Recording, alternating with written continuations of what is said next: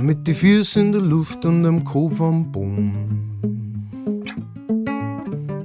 Das kannst gerne mal ausprobieren.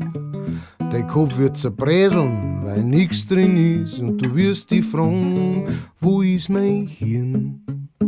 Wo ist mein Hirn? Wo ist mein Hirn?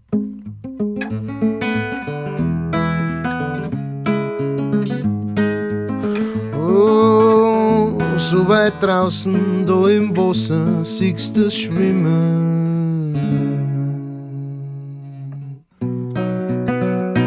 Hey, ich bin geschwommen in der Karibischen.